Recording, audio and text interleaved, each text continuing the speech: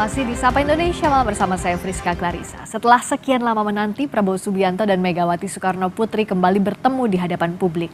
Apakah makna pertemuan ini?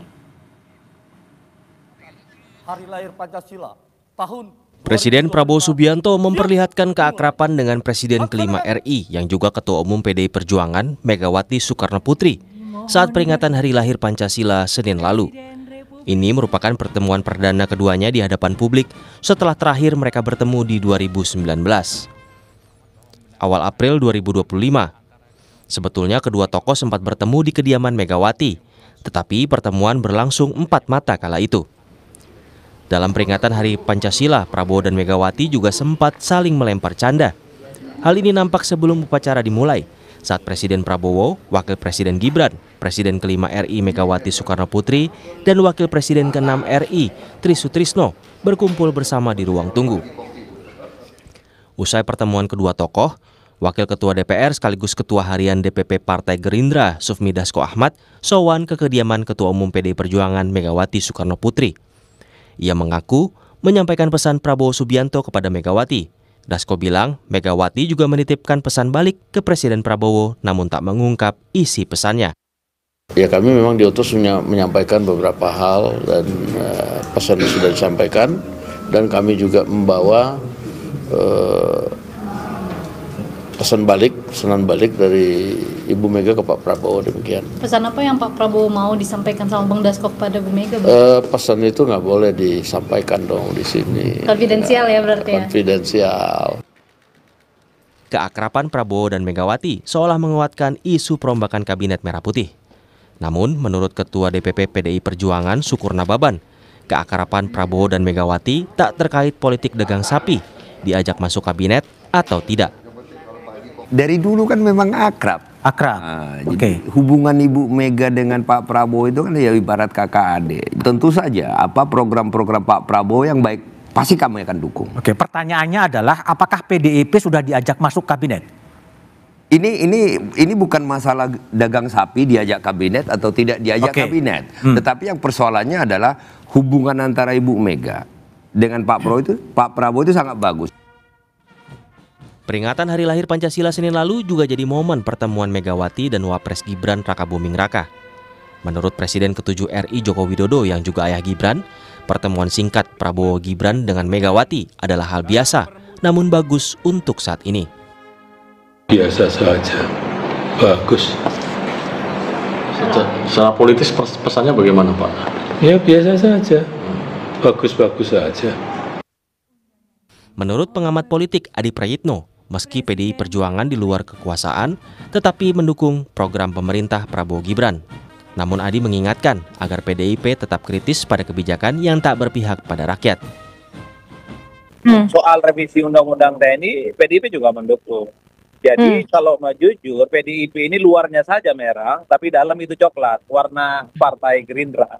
Itulah yang saya sebutkan, koalisi itu tidak harus diformalkan. Sekalipun misalnya Pak Prabowo Subianto dengan Megawati memiliki hubungan yang cukup baik, tapi tentu kita berharap kawan-kawan PDIP itu tidak menutup mata kalau memang ada kebijakan-kebijakan yang tidak pro rakyat, itu menimbulkan polemik, merugikan masyarakat secara umum, ya memang harus berjuara secara lantang.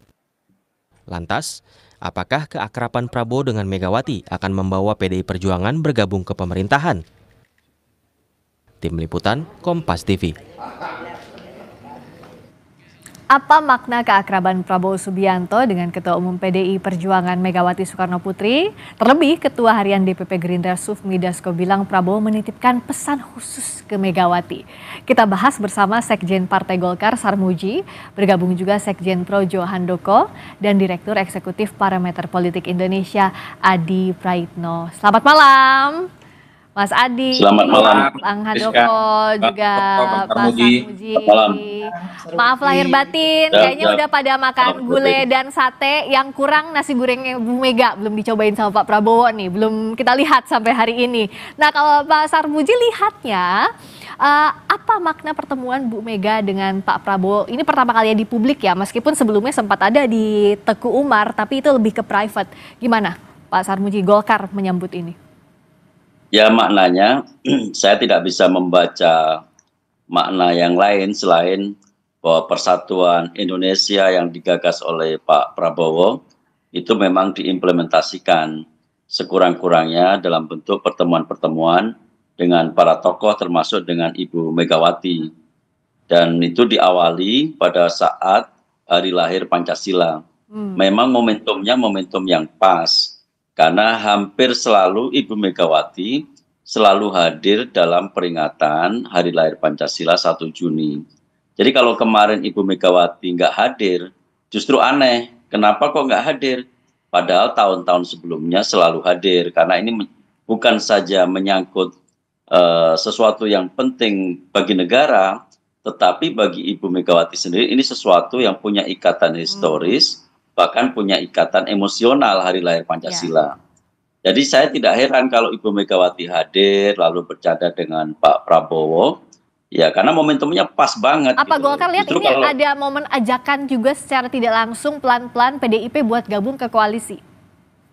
Kalau ajakan ke koalisi yang tahu hanya Pak Prabowo ya, Pak Presiden. Dan itu saya serahkan kepada Pak Presiden apakah Ibu Megawati bersama PDI Perjuangan diajak bergabung atau tidak. Itu wewenang sepenuhnya Presiden.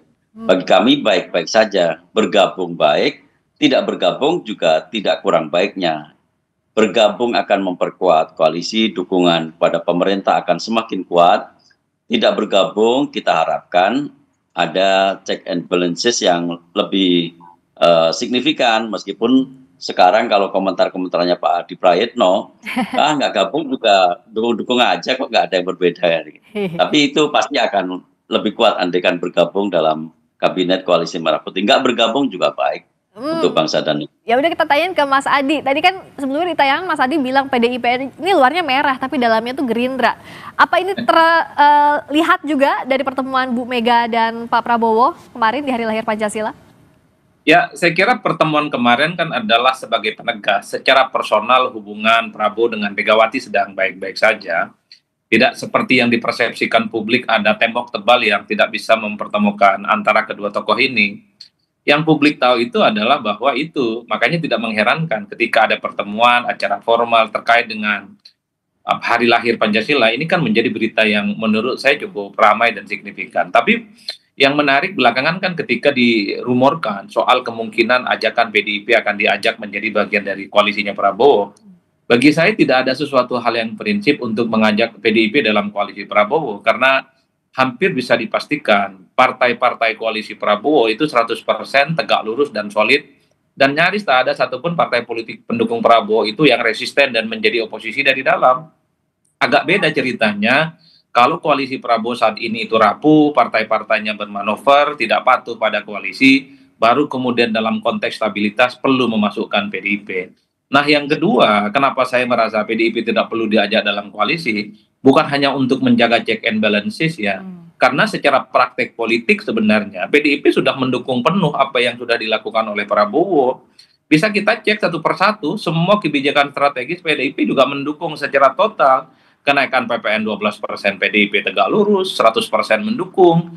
Kemudian terkait dengan program makan bergizi gratis yang begitu banyak misalnya dapat catatan kritis, PDIP juga mendukung. Revisi Undang-Undang TNI banyak protes, demonstrasi dari mahasiswa, justru PDIP paling depan memberikan dukungan politik. Itu artinya apa? Ya saya kira PDIP tidak perlu diajak dalam koalisi karena secara hakikat mereka sudah siap untuk bekerja sama. Kecuali nanti di kemudian hari Friska ya partai-partai koalisi yang ada di zamannya Pak Prabowo ini ya kemudian bermanuver, kemudian mereka itu resisten dan kemudian suka merongrong dari jalan, mungkin perlu mempertimbangkan PDIP sebagai partai yang kemudian dipersiapkan untuk menjadi bagian dalam koalisi. Jadi kalau selama solid di dalam sih ya nggak usah diajak juga PDIP, nggak apa-apa di luar pemerintahan gitu ya Mas Adi? Saya kira begitu, karena soliditas saat ini sudah hampir 85% tegak lurus dengan Prabowo. Dan yang ketiga bagi saya Friska, ada yang disebut dengan the peril of stability, ada bahaya dari sebuah stabilitas. Kalau semua dirangkul dan semua diajak kerjasama, lalu siapa yang mau protes? Gak ada yang menjadi penyeimbang ya? Tidak ada penyimbang, dan itu yang kemudian kita khawatirkan dalam demokrasi yang sehat. Oke, jadi kalau bicara soal PDIP nggak perlulah ada di dalam pemerintahan semuanya diajak ya. Tapi kalau dari Projo, kan banyak juga yang bilang bahwa Bu Mega ketemu Pak Prabowo, ini bisa jadi malah jadi ada jarak atau tidak dengan Pak Jokowi yang beberapa waktu terakhir, terutama sejak Pilpres, terlihat menjaga jarak dengan Bu Mega. Tampaknya belum ada pertemuan akrab antara keduanya. Gimana Projo lihat ini? Dari Projo selalu yang pertama adalah bahwa apapun upaya yang dilakukan untuk namanya politik persatuan ya. Sekarang ini kan sudah waktunya memang semuanya bersatu gitu ya. Semuanya berpikir bagaimana membangun bangsa ini di tengah berbagai tantangan yang kita bisa lihat dengan jelas tidak mudah. Jadi politik persatuan semacam ini memang perlu dikedepankan. Yang kedua, ini juga menunjukkan bahwa seharusnya kita senang memiliki Presiden Pak Prabowo yang mampu berkomunikasi dengan baik ke semua pihak, termasuk pihak yang tanda kutip oposisi karena tidak ada di dalam koalisi pemerintahan. Ini juga sesuatu yang bagus karena kita sepinginnya semuanya berada dalam koridor yang sama dalam konteks persatuan. Nah, dalam urusan dengan Pak Jokowi gitu ya, sebenarnya nggak ada masalah karena Pak Jokowi juga tidak ikut-ikutlah dalam pemerintahan Pak Prabowo ini, sehingga kemunculan di publik misalnya Pak Prabowo ketemu Bu Mega, kemudian jangan lantas logikanya kemudian dianggap itu sebagai upaya atau sebagai bentuk dari karena berkawan dengan Bu Mega kemudian tidak berkawan dengan Pak Jokowi, tidak begitu logikanya, jangan sampai mengarah ke situ. Nah, jadi ini bagus dalam konteks itu tadi membangun komunikasi politik, meskipun saya sangat setuju dengan apa yang disampaikan oleh Mas Adi Prayitno tadi, karena check and balances dalam demokrasi itu penting. Demi apa? Demi rakyat. Gitu.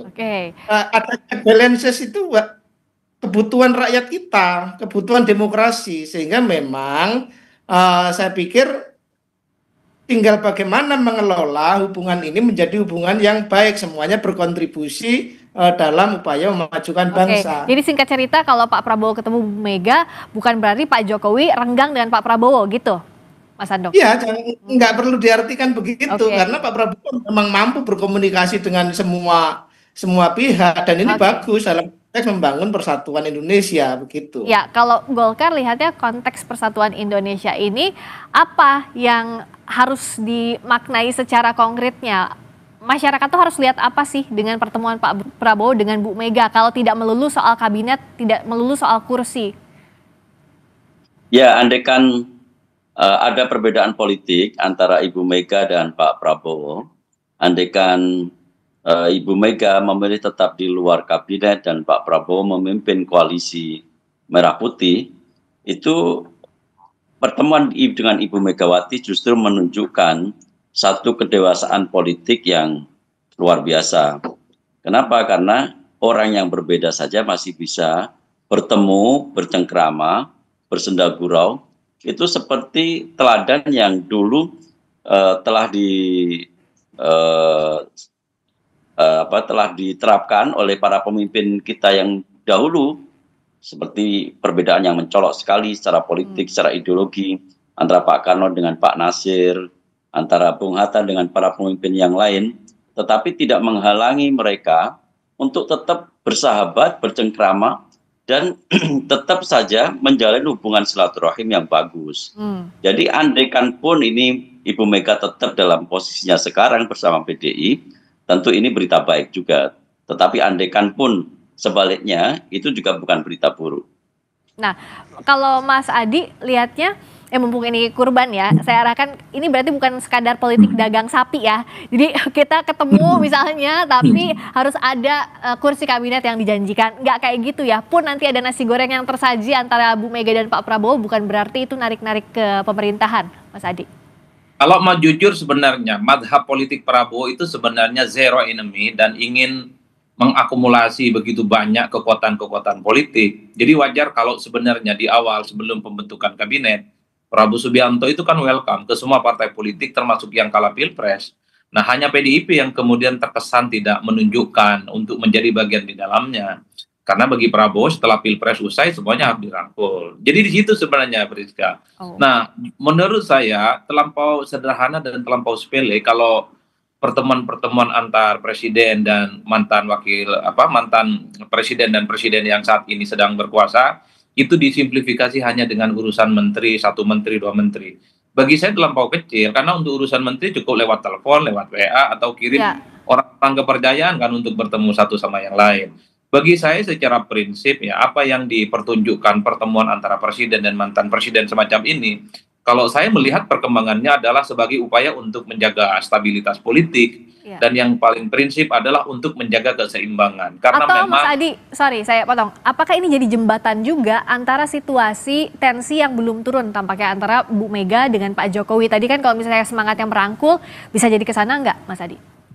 salah satunya bagi saya paling ujung itu adalah untuk menjaga keseimbangan politik. Dulu misalnya, ketika Prabowo Subianto sering menunjukkan pertemuan politiknya dengan Jokowi, itu kan menimbulkan kegaduhan dan resistensi. Seakan-akan ada upaya untuk menganaktirikan mantan-mantan presiden yang lain. Wajar kalau kemudian ketika belakangan Prabowo juga menunjukkan pertemuannya dengan Megawati, baik yang diekspos ataupun yang tidak diekspos, itu kan menunjukkan bahwa secara gestur politik kekuasaan hari ini itu bukan hanya dekat dengan Solo, tapi dekat juga dengan Teguh Umar, dekat juga dengan kubu Cikeas. Hal-hal yang semacam ini yang sepertinya di era pemerintahan Prabowo yang sudah memasuki 7 bulan, itu stabilitas dan keseimbangannya ingin dijaga. Sehingga kesan bahwa istana hanya dekat dengan Solo, secara perlahan itu ingin dieliminir.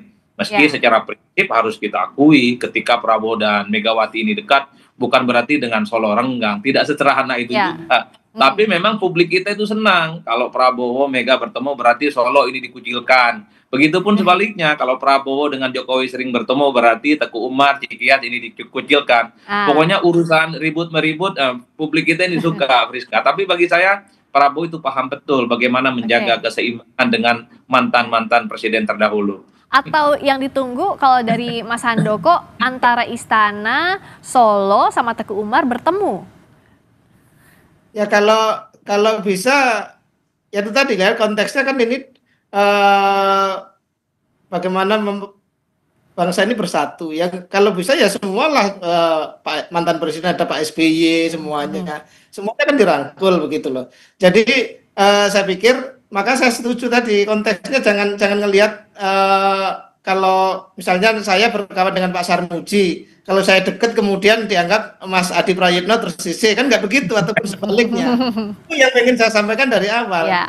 Dan saya yakin Pak Jokowi juga orang yang, bukan hanya Pak Jokowi, mereka semua ini mantan-mantan presiden kita ini kan sudah teruji betul kenegarawanannya. Mana yang ini urusannya konteksnya membangun bangsa ke depan, mana ini urusan kontes elektoral, itu pasti mereka juga sangat jago dalam menyikapinya gitu loh. Ya, jadi diharapkan urusan kebangsaan di atas soal politik praktis dan elektoral ya. Terima kasih Pak Sarmuji, terima kasih Mas Handoko, terima kasih Mas Adi Prayitno. Sampai ketemu lagi, maaf lahir batin, selamat malam. Ya, makasih Friska.